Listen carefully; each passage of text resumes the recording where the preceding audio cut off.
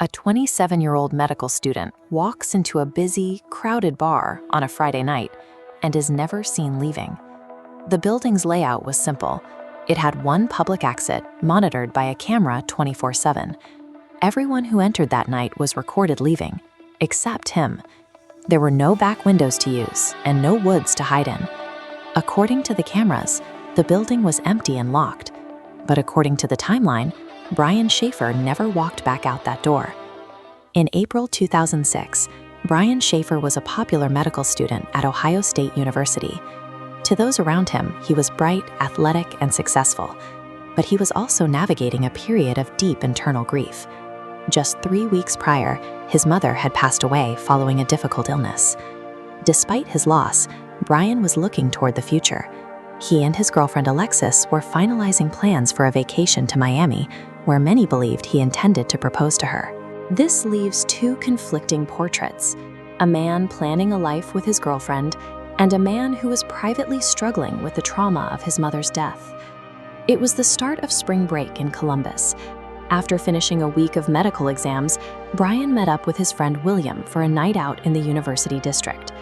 Around midnight, they met a third friend, Meredith, and headed to a second-story bar called the Ugly Tuna Saloona. The bar's location on the second floor created a natural bottleneck. To enter, every patron had to ride up a single long escalator.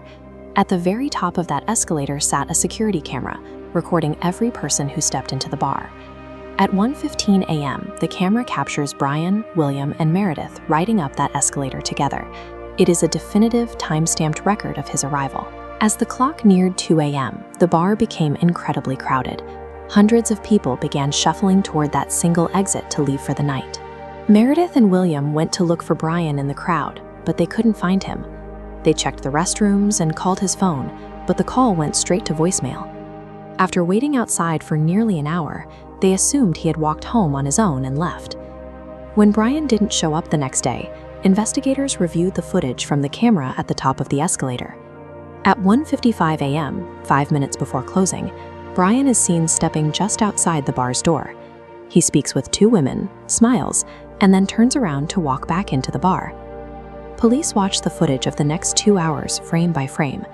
They saw every other patron leave the building, but Brian never walked back out through that exit. Because the camera proves he never used the only public exit, investigators were left with the conclusion that he was still inside the building when the staff locked the doors. There was one other way out, a service door used by employees. However, it led directly into an active construction site, filled with unfinished walls, exposed pipes, and heavy debris. Police brought in search dogs to see if Brian had managed to navigate this construction zone to reach the alley below. The dogs found nothing. They could not pick up Brian's scent anywhere in the construction site or on the streets outside the building.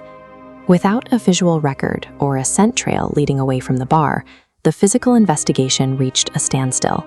There was no evidence Brian Shaffer ever left the interior of the room.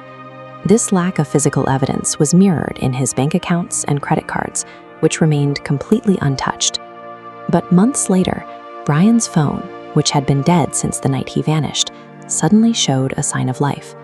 When his girlfriend called his number in September, the phone didn't go to voicemail. It rang 3 times. The phone provider tracked the signal to a cell tower in Hilliard, about 14 miles away from the bar. Detectives ultimately could not link the ping to any specific person, and it remains an unresolved digital anomaly. It has been 2 decades since that night.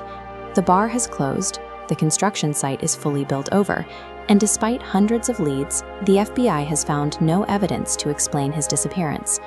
We are left with a case where the records and reality do not align. Either Brian Shaffer found a path that the cameras could not see, or the answer to this mystery was buried within the walls of the bar itself.